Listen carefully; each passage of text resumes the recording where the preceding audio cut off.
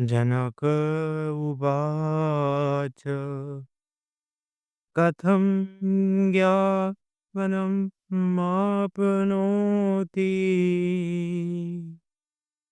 कथं मुक्तिं भविष्यति वैराग्यं च कथं प्राप्तम् एतद्बुद्धि मम प्रभो। राजा जनक जी अष्टावक्र जी से प्रथम 3 प्रश्नों को पूछते हैं। पहला, हे प्रभु, पुरुष आत्मज्ञान को कैसे प्राप्त कर सकता है? दूसरा, संसार बंधन से कैसे मुक्त हो जाता है, अर्थात जन्म मरण रूपी संसार से कैसे छूट जाता है? तीसरा, एवं वैराग्य को कैसे प्राप्त होता है? राजा यहाँ यह जानना चाहते थे कि ऋषि वैराग्य के स्वरूप को, उसके कारण को और उसके फल को, ज्ञान के स्वरूप को, उसके कारण को और उसके फल को, मुक्ति के स्वरूप को, उसके कारण को और उसके भेद को मुझे विस्तार से कहें। राजा यह जानना चाहते थे कि जो भी बैरागी हो जाता है, उसके लक्षण क्या-क्या होते हैं? उसे क्या-क्या फल मिलता है? वैराग्य में क्या होता है और इसे कैसे प्राप्त किया जा सकता है? राजा के प्रश्नों को सुनकर अष्टावक्र जी ने अपने मन में विचार किया कि संसार में 4 प्रकार के पुरुष हैं। एक ज्ञानी, दूसरा मुमुक्षु, तीसरा अज्ञानी, चौथा मूढ़। चारों में से राजा तो ज्ञानी नहीं है, क्योंकि जो संशय और विपर्यय से रहित होता है और आत्मानंद करके आनंदित होता है, वही ज्ञानी होता है। अष्टावक्र कहते हैं कि जो व्यक्ति संशय और विपर्यय से रहित होता है, जिस व्यक्ति के मन में कोई संदेह नहीं रहता है और जो कि शांति को अनुभव हो जाता है और जो हमेशा अपने आत्मा में लीन रहता है और अपनी आत्मा में आनंदित रहता है, वही ज्ञानी होता है। परंतु राजा ऐसा नहीं है, किंतु यह संशय करके युक्त है एवं अज्ञानी भी नहीं है, क्योंकि जो विपर्यय ज्ञान और असंभावनादिकों करके युक्त होता है, उसका नाम अज्ञानी है। परंतु राजा ऐसा भी नहीं है, तथा जिसके चित्त में स्वर्गाधिक फलों की कामनाएं भरी हों, उसका नाम अज्ञानी है। परंतु राजा ऐसा भी नहीं है। अष्टावक्र मन में सोचते हैं कि राजा ऐसा व्यक्ति भी नहीं है जो कि किसी और जीवन में किन्हीं फलों की कामना करता है, कर्म पे ना विश्वास करके वह फलों में डूबा रहता है, फलों की चिंता में डूबा रहता है, उसी को अष्टावक्र अज्ञानी कह रहे हैं।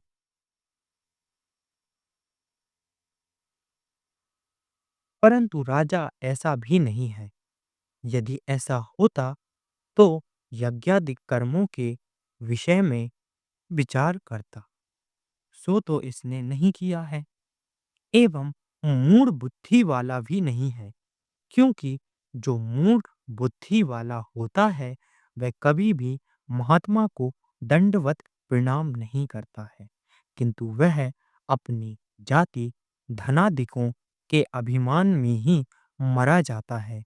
सो ऐसा भी राजा नहीं है, क्योंकि हमको महात्मा जानकर, हमारा सत्कार कर, अपने भवन में लाकर संसार बंधन से छूटने की इच्छा करके जिज्ञासुओं की तरह राजा ने प्रश्नों को किया है।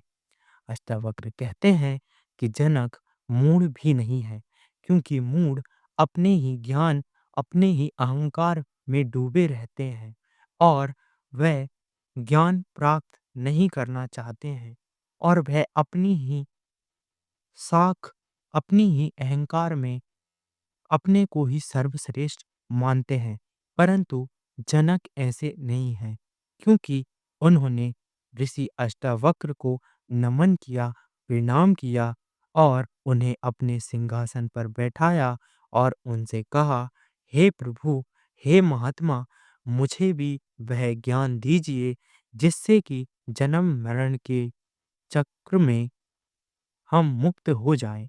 इस जन्म मरण के चक्र से मुक्त होना, इसके बाद मुक्ति क्या है, मोक्ष क्या है, वैराग्य क्या है, इसके बारे में जनक अष्टावक्र से जानना चाहते हैं। इसी से सिद्ध होता है कि राजा जिज्ञासु अर्थात मुमुक्षु है और आत्मविद्या का पूर्ण अधिकारी है और साधनों के बिना आत्मविद्या की प्राप्ति नहीं होती। इस वास्ते अष्टावक्र जी प्रथम राजा के प्रति साधनों को कहते हैं। अष्टावक्र उवाच मुक्तिमिच्छसि चेतात विषयान् विषवतोयाज क्षमाज्वद यातो सम सत्यम पीयूष वद्मज। अष्टावक्र जी जनक जी के प्रति कहते हैं कि हे तात, यदि तुम संसार से मुक्त होने की इच्छा करते हो तो चक्षु, रसना आदि पांच ज्ञानेंद्रियों के जो शब्द, स्पर्श आदि पांच विषय हैं, उनको तू विष की तरह त्याग दे। क्योंकि जैसे विष के खाने से पुरुष मर जाता है, वैसे ही इन विषयों के भोगने से भी पुरुष संसार चक्र रूपी मृत्यु को प्राप्त हो जाता है। इसलिए मुमुक्षु को प्रथम इनका त्याग करना आवश्यक है और इन विषयों के अत्यंत भोगने से रोग आदि उत्पन्न होते हैं और बुद्धि भी मलिन होती है एवं सार और असार वस्तु का विवेक नहीं रहता है। इसलिए ज्ञान के अधिकारी को अर्थात मुमुक्षु को इनका त्याग करना ही मुख्य कर्तव्य है।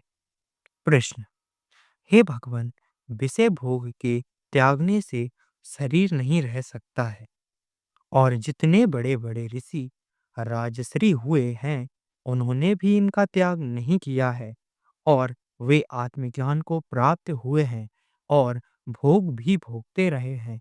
फिर आप हमसे कैसे कहते हैं कि इनको त्यागो? जनक पूछते हैं कि हे महात्मा, मैंने देखा है और मैंने जाना है कि बहुत लोगों ने, जिन्होंने विषय भोगों का त्याग नहीं किया, इंद्रियों का त्याग नहीं किया, फिर भी वह आत्मज्ञान को प्राप्त हुए हैं। तो ऐसा क्यों है? क्या ऐसा है जो कि बिना भोगने को त्यागे वह आत्मज्ञान को प्राप्त कर सकते हैं? तो अष्टावक्र जी कहते हैं कि हे राजन, आपका कहना सत्य है एवं स्वरूप से विषय भी नहीं त्यागे जाते हैं, परंतु इनमें जो अति आसक्ति है, अर्थात पांचों विषयों में से किसी एक के अप्राप्त होने से चित्त की व्याकुलता होना और सदैव उसी में मन का लगा रहना आसक्ति है, उसके त्याग का नाम ही विषयों का त्याग है। तो अष्टावक्र जी यहाँ कह रहे हैं कि स्वरूप से विषय कभी नहीं त्यागे जा सकते।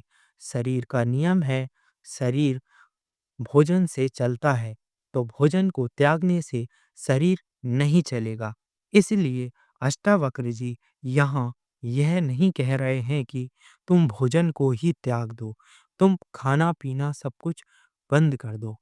पर वे ये कह रहे हैं कि हमें किसी भी इंद्रिय के सुख के या भोग के प्रति आसक्त नहीं होना है। उससे इतना जुड़ नहीं जाना है कि उसके बिना हमें लगे कि हम जी नहीं सकते। उससे इतना बंधन में हमें बंधना नहीं है। इसीलिए उन्होंने कहा है कि हमें उस आसक्ति को त्यागना है जिससे कि हम बंधन में बंध जाते हैं। आसक्ति को त्यागने के बाद व्यक्ति विषय भोगों से मुक्त हो जाता है। फिर वह उन बंधन से मुक्त हो जाता है।